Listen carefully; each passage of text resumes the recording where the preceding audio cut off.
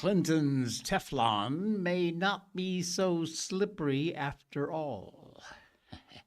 Eric Swalwell's incredibly cringy gubernatorial ad for California. You won't believe this one. And Santa, too white, too male. Yeah, you know who that's all about. Here we go again. Welcome to the Jay Sheldon Show. We are live on Rumble, X, and YouTube. I think I may have figured out YouTube. I know we're live. I'm looking at me right now over there on YouTube. So, yep, it's working. I don't know. I just, before every show, I just do a quick prayer and I hope that everything works. If it does, great. If it doesn't, I don't care. What is this, Tuesday only? Feels like a Monday. It's one of those Tuesdays and Thursdays are like, why are they even here? Let's just do Monday, get it out of the way, get right into hump day, and then Friday and the weekend's here. Why do we need Tuesdays and Thursdays? Anyway, we got a lot going on, and we're going to chit-chat about all of it, and welcome in. Please hit the follow button or the subscribe button, whether you're on YouTube or Rumble or X, wherever you may be. Just, it's free, doesn't cost anything. And really those follows and subscribes are the biggest thing you can do to help this show, because it is what tells the algorithm somebody's watching, somebody's interested. So it pushes our show out there a little more. Other people get the chance to find it. Thank you for doing that. We appreciate it. All right. Bill Clinton and the buried FBI Epstein bombshell allegations. I actually almost didn't do this story today because I thought, the Clintons, they've been in and out of the news. It's been a few years. Does anybody really care anymore? But then I thought about it. You better care. I don't care if it's been 50 years ago. It's still something that affects this country and affects you and I, and you gotta keep caring about it. The mainstream, the legacy media, I hate that word, but it seems to have stuck. They do their best to shovel this stuff down our throats, gaslight us when it needs to be, and then just shove it away in a cubbyhole and forget about it. And it goes away and nobody talks about it. But we got to talk about it. And another really bizarre piece of the Clinton-Epstein puzzle has come to light. And I got questions. According to a report in the New York Times, Bill Clinton's FBI, the FBI under Clinton, sat on a bombshell complaint about Jeffrey Epstein for almost 10 years, nearly a decade. This revelation's got me wondering about whether Bill Clinton's cozy relationship with this pedophile financier played any kind of role in that unbelievable inaction by the FBI. Epstein's former employer, Maria Farmer, filed a formal report with the FBI September 3rd, 1996. According to that, Epstein possessed child pornography and threatened, listen to this, to burn down her house if she spoke out. Yet federal authorities under the Clinton administration did absolutely nothing with that information for almost 10 years. An internal investigation from DOJ handling the Epstein case, released in 2020, made absolutely no mention of Farmer's original complaint. This newly released report leaves Mrs. Farmer's name redacted, only describing her as a professional artist. She'd been hired by Epstein to get art on his behalf, to acquire art. Well, the complaint says that she had taken photos of her younger sisters, ages 16 and 17. I'm sorry, ages 16 and 12. That's important. Ages 16 and 12 for her personal artwork. Now, Ms. Farmer clarified in an interview that the photos included nude images. Epstein stole the photos and stole the negatives. Handwritten FBI report says Mr. Epstein had asked Ms. Farmer to take pictures of young girls at swimming pools and threatened to burn her house down if she told anybody about the photos. Farmer said she didn't hear from the FBI until decades later. A fuller investigation ensued, not Fuller the man, Fuller as in broader investigation, which ended in 2008, a plea deal for Epstein in Florida. We've all heard about that 1,000 times. She said she lived in fear after trying to report Epstein. Farmer maintains this 1996 complaint did not include all of her concerns, and she says she also provided information about Ghislaine Maxwell that was not reflected in the document they released. Nothing in there about it. The timing of this inaction by the FBI, you cannot ignore it. During the years the complaint sat there gathering dust, Epstein, Maxwell enjoyed unbelievable access to the Clinton White House. Visitor logs showed he visited the White House at least 17 times between 93 and 95. In fact, Epstein's ties to Bill Clinton go back before his time at the White House, when he was just a presidential candidate back in 1991. Brad Edwards, an attorney who represents a lot of Epstein's victims, said if the FBI had heeded Farmer's warnings back in 96, instead of just ignoring it for almost a decade, the government could have stopped Epstein in the 90s, prevented the abuse of hundreds of people, including minors. The fact the FBI denied even the very existence of Farmer's report for years is shameful. It's shameful enough, but the decision to sit on credible allegations of child exploitation, while Epstein enjoyed pretty much unfettered access to the most powerful man in the world, Bill Clinton at the time,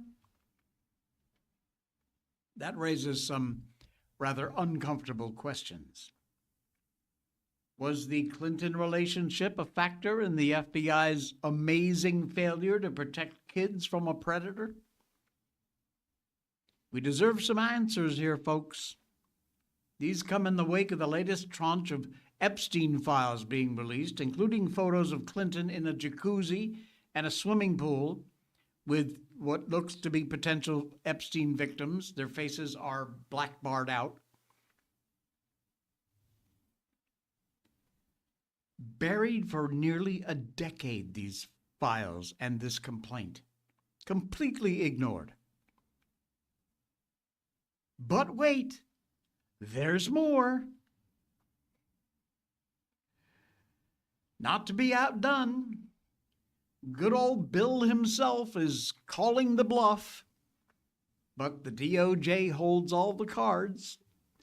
A locked storage unit, untouched for years, sitting in a locked storage unit the owner swears nothing valuable inside, invites an inspection.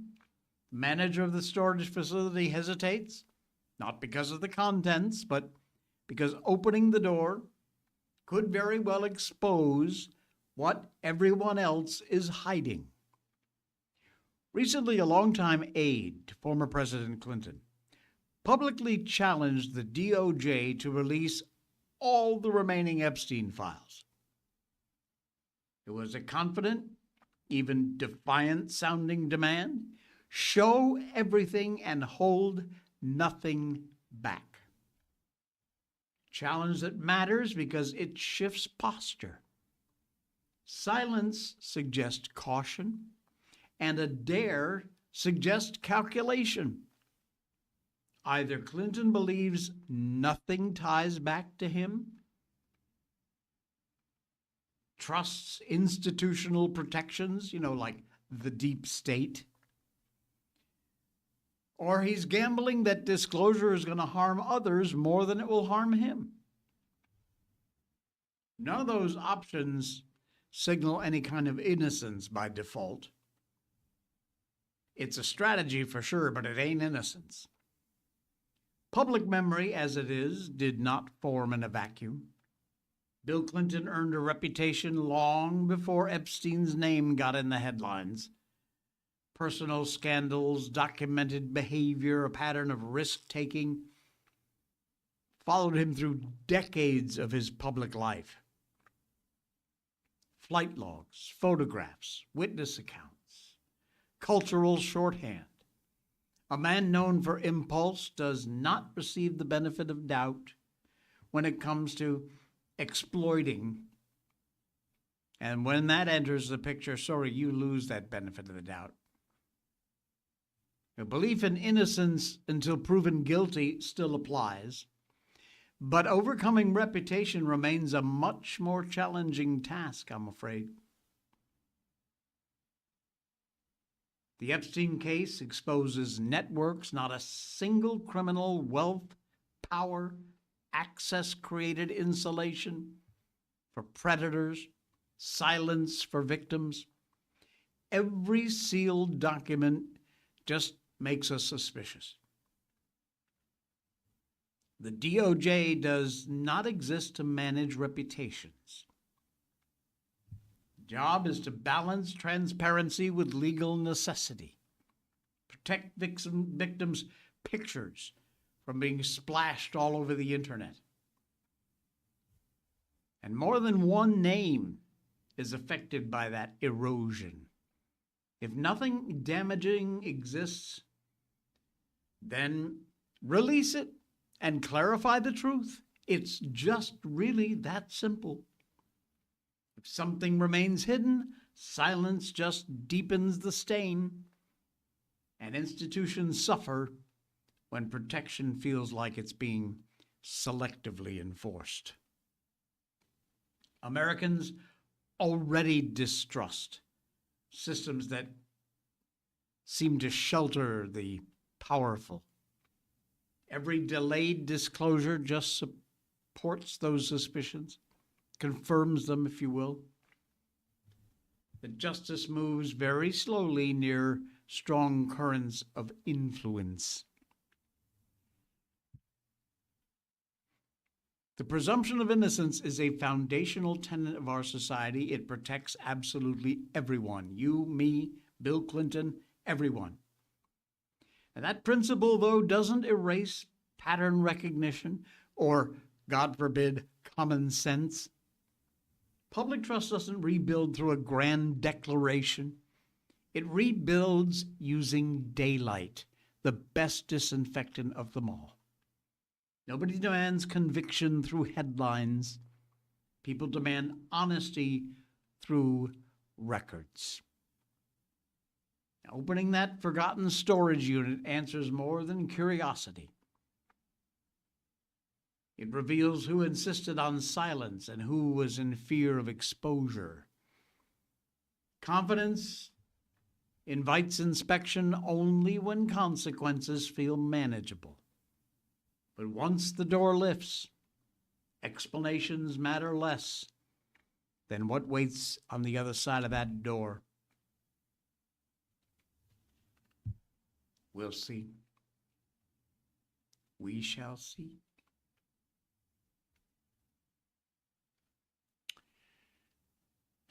This is a disturbing headline.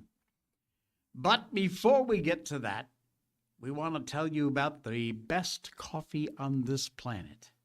It is right here in this cup. Hang on. Oh, man. That's Blackout coffee.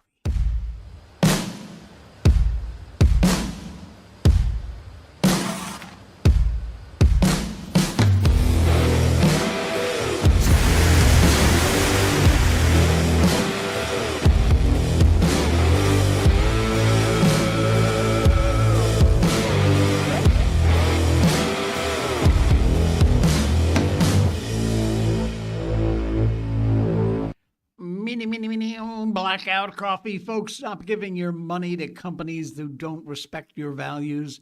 Blackout Coffee is an American company, a conservative group of folks there who believe in the things you and I believe in. The First and Second Amendment, the right to life, freedom of religion, military, first responders, all the great things that you and I love and hold dearly to our hearts. They're exactly there with us. Blackout Coffee, roast your beans only after you order, and they ship them out within 48 hours, 24 to 48 hours, and they are at your doorstep. A lot of these their more popular roasts now are available in ground. So if you couldn't grind beans, no more excuses. They offer them ground. Check it out. Cold brew, flavored coffees, above and beyond. They're so good. And I wasn't a fan. They made me a fan of flavored coffees. Pitch Black Espresso is my favorite roast because it's just that rich, deep, dark coffee flavor. But with Blackout Coffee, it's never bitter. Every one of their roasts is insane.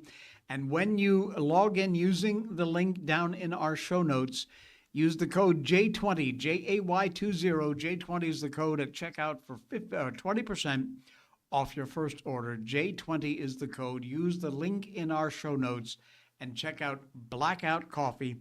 If you're a repeat customer, still head over there and use that link and make sure you tell them Jay sent you. Ditch the other guys. Blackout Coffee remains true to our values. We love this company. John Santos and the gang over there at Blackout, amazing people, great to work with, and we thank them for continuing to sponsor this show and be a partner here on the program. All right, like I said, a headline that I'd rather not read, but it says, "The Missing Children, Nobody Protected." Every crate, every label, destination is listed on shipping manifests. It's just how the system works. When someone goes missing, managers don't assume they simply wandered off. The process stops.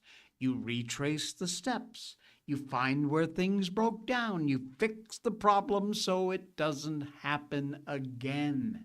Losing track of something means somebody didn't do their job of checking.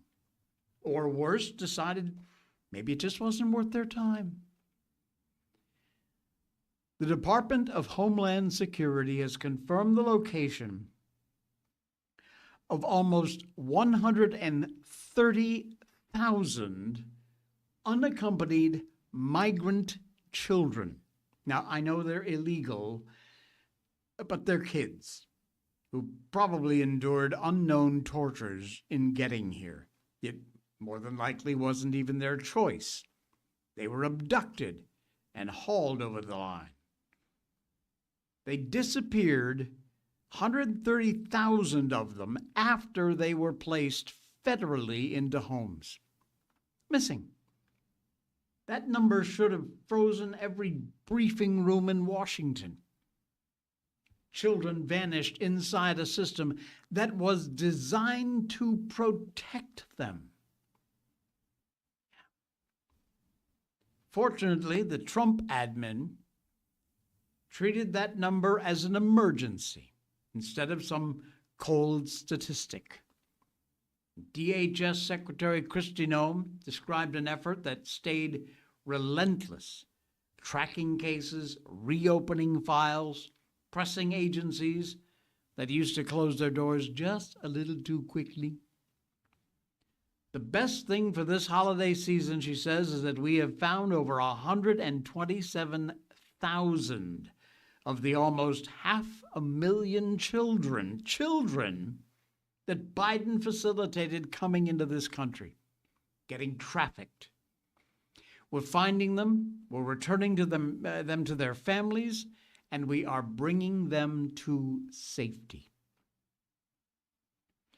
Unaccompanied minors entered federal custody, got sponsor payments, got placements, and then just disappeared. Perfect storm of incompetence, oversight broke down, follow-ups absolutely failed, and agencies a little too busy checking boxes instead of checking closed doors. Couldn't be bothered. Every missing child represents exposure to labor exploitation, trafficking, sexual trafficking, abuse, neglect. There are no bureaucratic excuses offered that will soften that reality. That is the real world we live in, my friends. The recovery effort didn't use press releases or milk cartons to locate kids. Field agents worked cases, made phone calls, conducted home visits, reopened files that had just been laying around gathering dust. Credit belongs where action appears. Trump directed agencies to treat missing children in urgent cases rather than administrative debris just laying around doing nothing. It's a tone that matters because true leadership sets priorities, sets the attitude of an entire department. There's a moral weight that public office carries, not just authority. Former President Joe Biden spoke often about compassion, faith, family, but under his watch, tens of thousands of innocent children vanished into federal care, his care.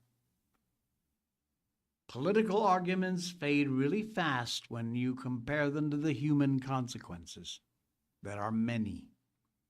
Children don't vote, they don't lobby, they depend on you and I, adults, to care enough to notice when something goes wrong.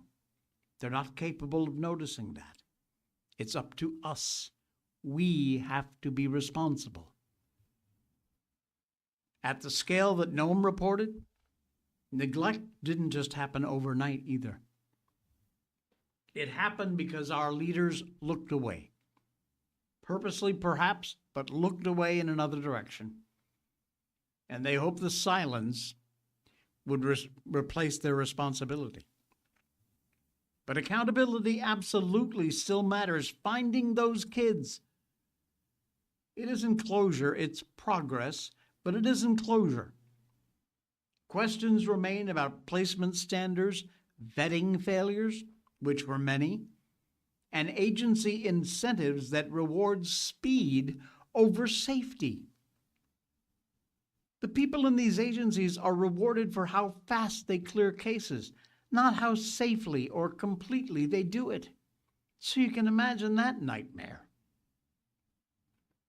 These bastards used a drive-through mentality at all of their jobs. And guess who suffered for it? Yep, these innocent kids. Any public official who ignored warning signs deserves to be put under the microscope. If proven to be liable for placing kids in danger, then I hope they find solace in hell, because that is exactly where they deserve to be. They didn't just fail the country, they failed the kids. 130,000 of them. The government exists to first protect the vulnerable. And when that duty collapses, apologies get lost like tears in the rain. System that can track cargo across oceans can certainly track children across states if it wants to. Every recovered child proves that attention changes outcomes. Oversight surrenders to convenience, well, it's marked by a single moment. A nation doesn't lose children by accident. It loses them when the manifest stops mattering. We cannot continue this way. We cannot.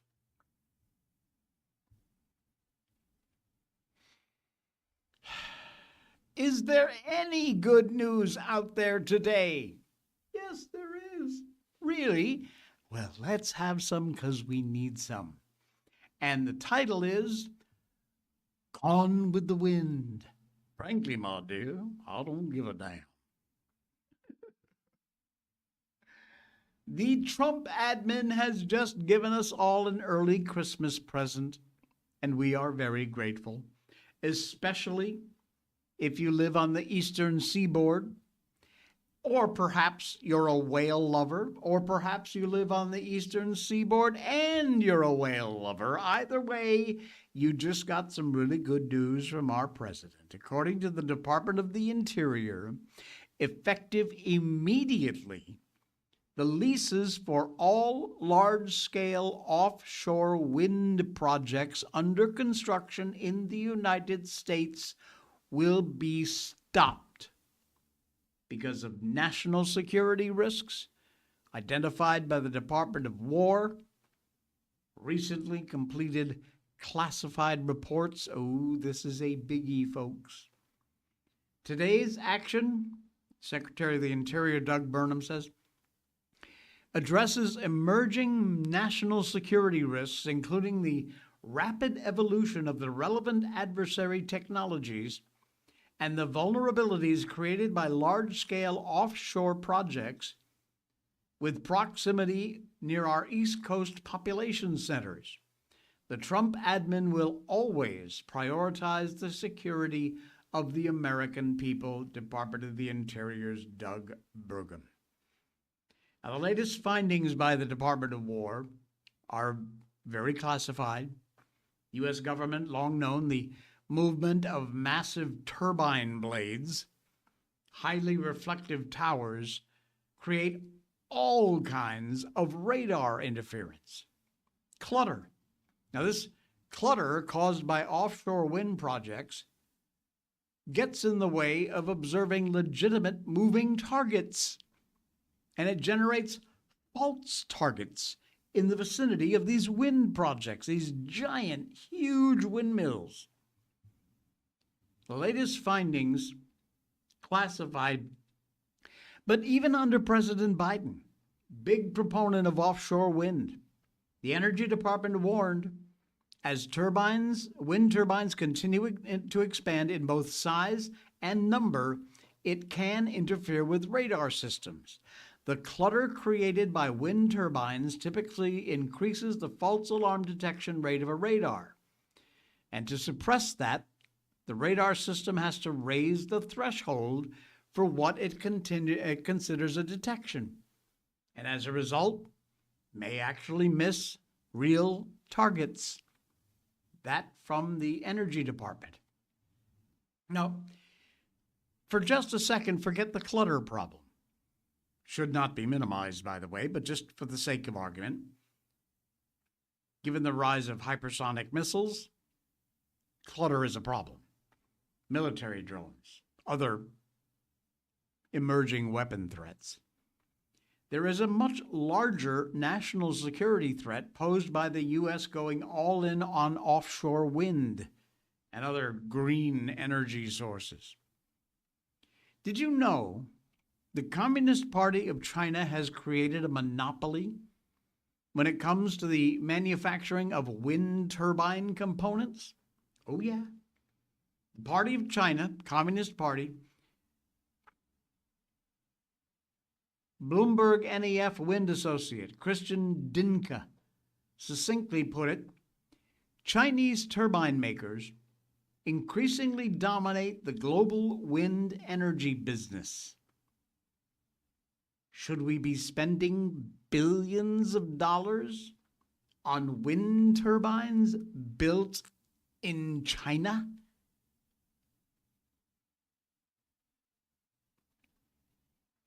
I think not. And it isn't even moral. The Communist Party in China is complicit in the use of slavery in places like the Democratic Republic of the Congo. Children as young as 5 years old are forced to mine for cobalt in absolutely unbelievably deplorable conditions in the Republic of the Congo. 5 years old, forced into slavery labor. Actually, the entire wind industry under the CCP is loaded with blatant human rights abuses, environmental degradation. No wonder the CCP dominates the market. It uses modern-day slavery to keep all the costs they have to unbelievably low. Costs them next to nothing. And even worse, the entire area of America going green carries significant national security threats. We cannot sustain this modern way of life with power provided by off and on wind and solar. It just don't work. You cannot remain the world's military superpower if we're depending on windmills, solar panels, and electric vehicles. That ain't working, folks. We will absolutely lose the race for AI supremacy to China if we abandon fossil fuels in favor of what are virtually CCP-made wind turbines, solar panels.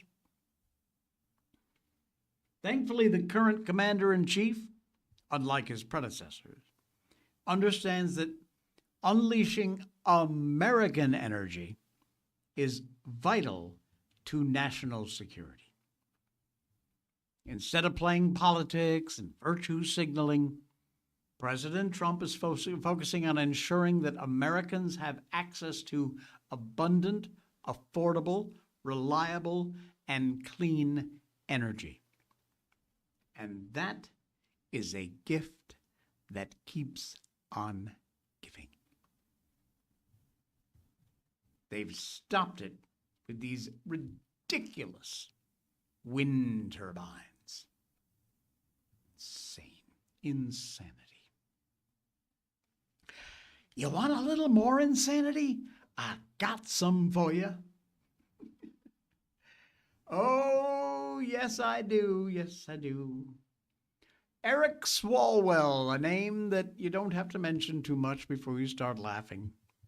Not with him, at him. Well, he has just come out with what may very well be the most cringy ad because he's running for governor in California. Can you imagine replacing Newsom with Swalwell? It just shows exactly how completely clueless and out of touch the Dems are. And by Dems, I mean Democrats, in case you missed it.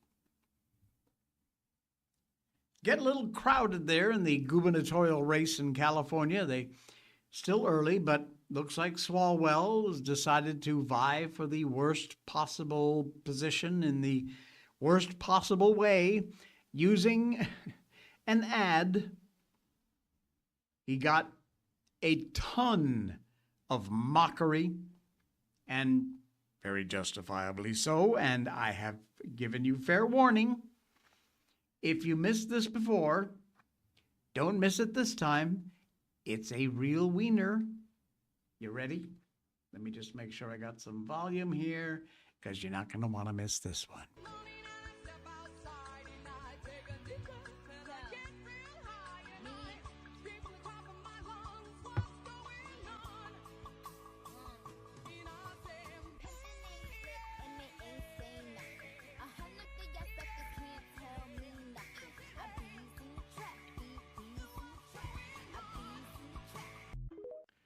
Noah DeBrasso? Who the hell is Noah DeBrasso? This is worse than Michael Dukakis in the military helmet.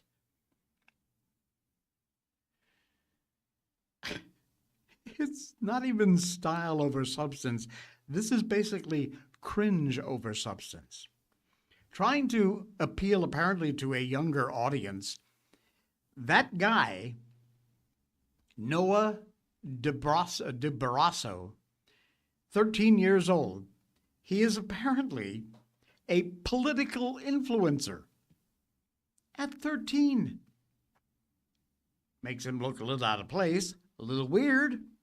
Not to mention most people don't even know who the hell this kid is. I didn't. I'm sure you likely didn't. And it gets worse. Oh, yeah. Can Eric Swalwell throw a football?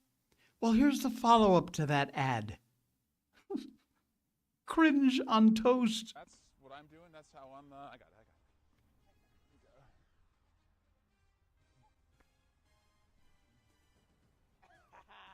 There you go. That was a good one, Eric Swalwell.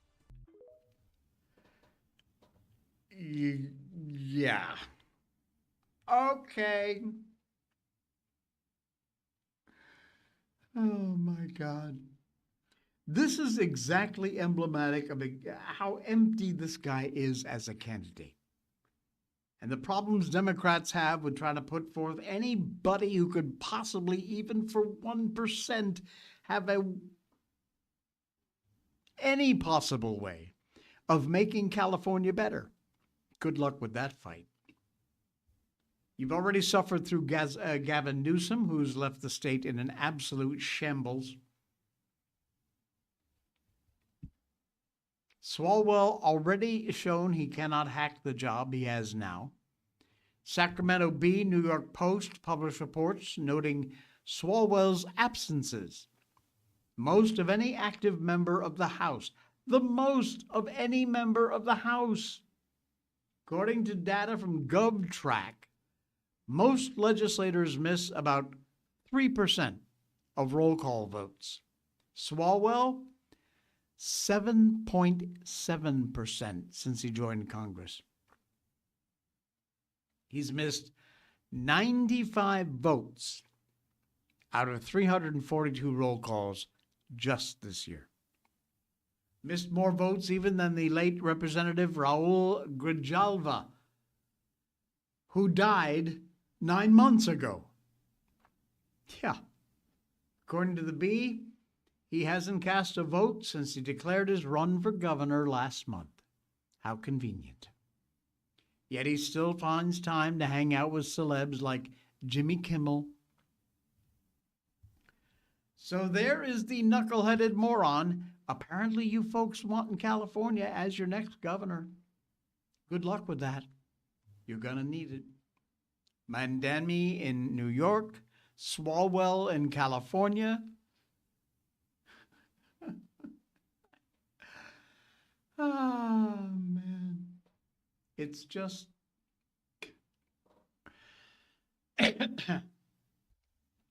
it's crazy. Absolutely crazy. Where are we going from here? Somebody direct me. I don't know. I've lost it. Where are we on here? Oh, yeah. Did you see this thing about the 60 Minutes episode?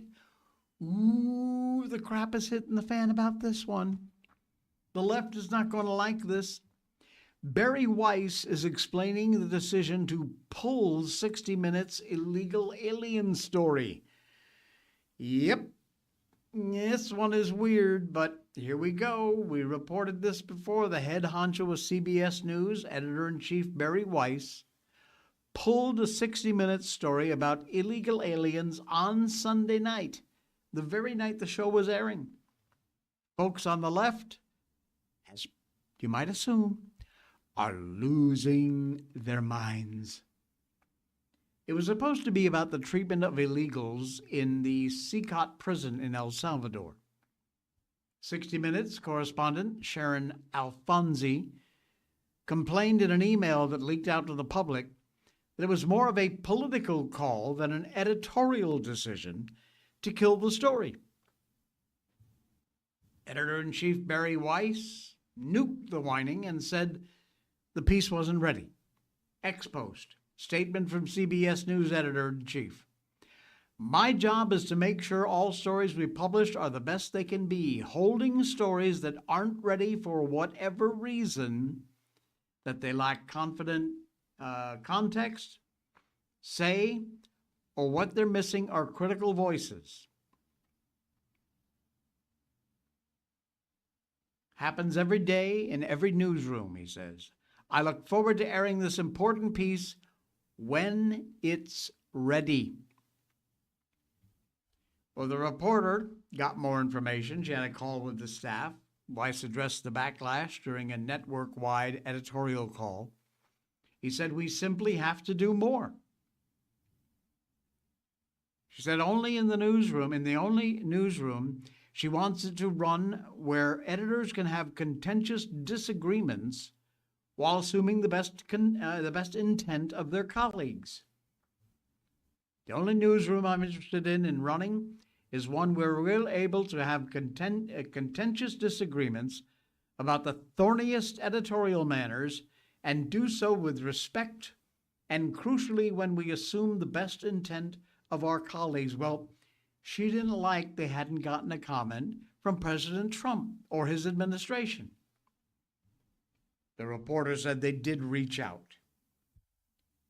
And that last part is going to make the left nuts, but I love it. It's about time somebody went after these liberal media morons for this effort to change the language to support their narrative, which is what they do all the time, and no one ever calls them out. They aren't migrants. They're not undocumented. Much of the liberal media wants to hide the illegality behind these terms. Some reset to reality coming? Could that be it? Weiss said there'd already been reported on CCOT by the Times, and it was critical to do more to get principles on the record. He says, to me, our viewers come first, not a list scheduled or anything else. That is my North Star, and I hope it's the North Star of every person in this newsroom. Oh my God, journalism. And what more are you adding to the question rather than just pushing the Democratic narrative? What a nice thing to see. This is the editor-in-chief. At the moment, we kind of like him. We kind of like him a lot, actually.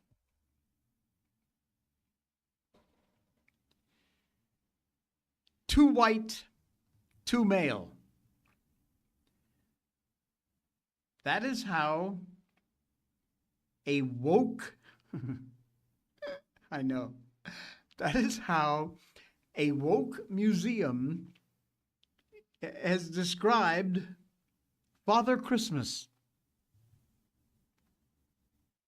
Too white, too male, too judgmental. Just three of the accusations this museum has made about Father Christmas in a rather bizarre guide to decolonizing the man in red and white. It's also demanding, by the way, that Santa be more understanding and nicer to naughty kids in case they feel oppressed. This is where they're going with this crap.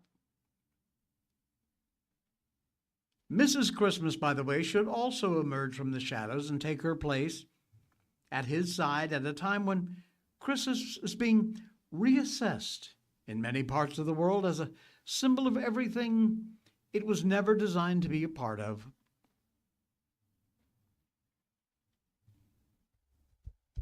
What is this?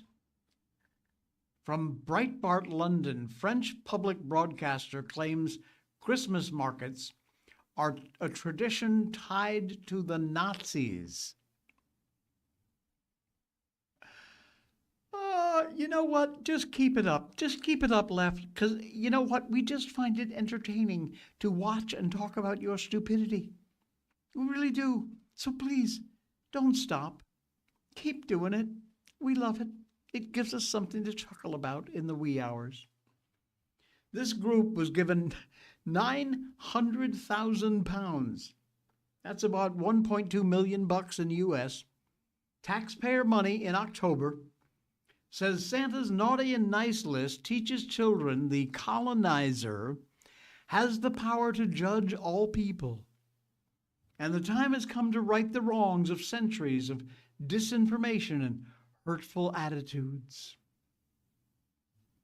This was written by the museum's joint head of culture change, Simone Lacobiniere. Ho ho! Defies historical records which show Father Christmas first appeared in English folklore as a spirit of winter, universal good cheer in about the 15th century. He was referenced in carols like Sir Christmas, but the character became a rather distinct personification of Christmas feasting in the 17th century, notably in pamphlets and plays as a symbol of Puritan bans on Christmas. This mythical figure then evolved into the modern gift-giving Santa of the Victorian era, which emerged with the American Santa Claus figure. Now, this woke post defines Santa and points out a huge list of problems they have with the accepted character. Here we go, ready? The tale of a white Western Santa who judges all children's behavior has problems. As he visits each nation, he determines if the children deserve presents based on being naughty or nice. But who decided Santa should be the judge of children's behavior in every community?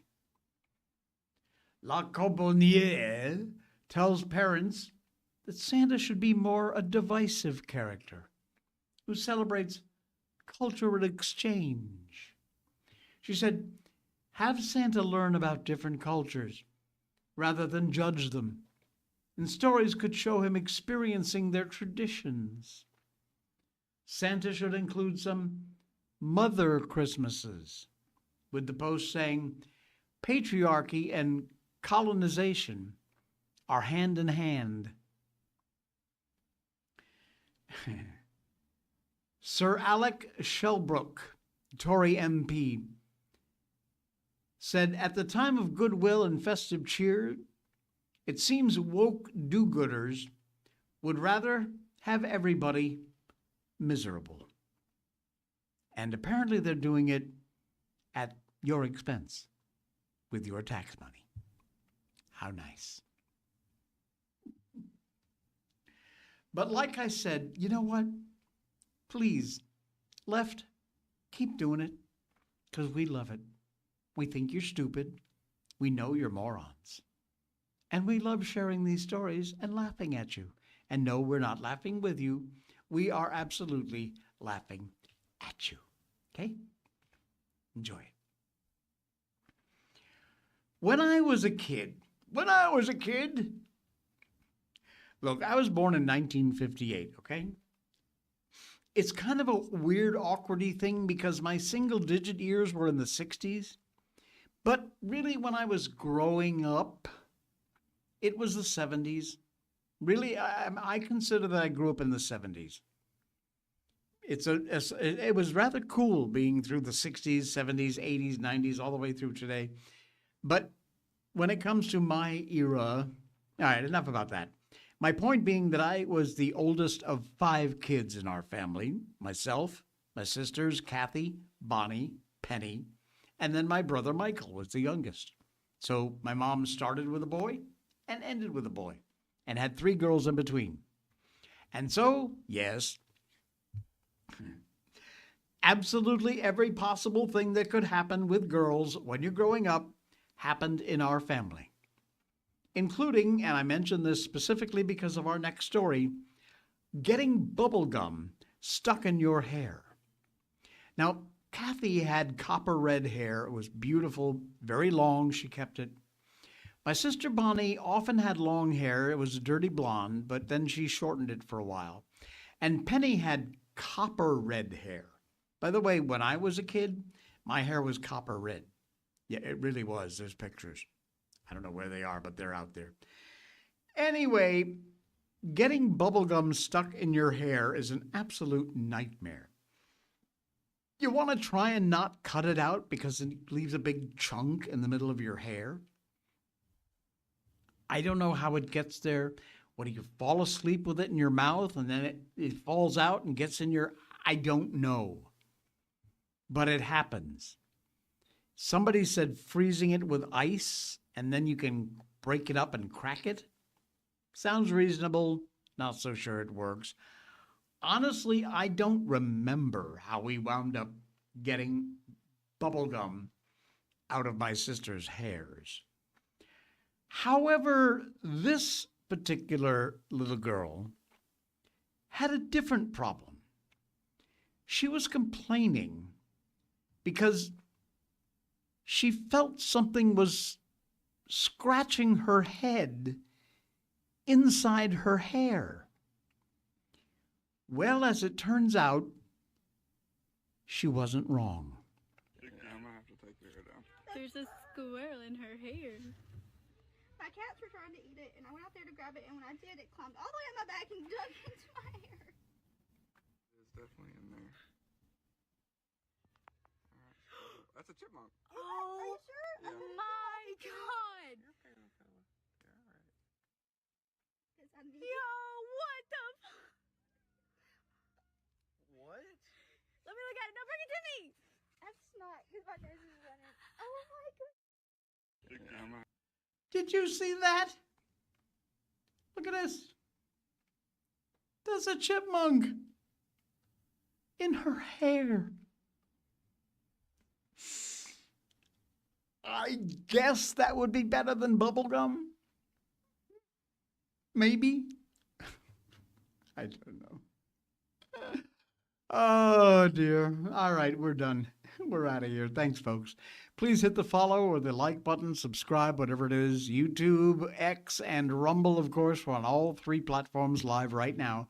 Or if you're watching the VOD later on, it doesn't matter. Still hit subscribe or follow. We appreciate that. Give us a thumbs up. And fantastic. We thank you for that. All right. We'll be back again tomorrow, same time, same place. Enjoy the rest of your Tuesday. And we will see you on the Wednesday edition of the Jay Sheldon Show.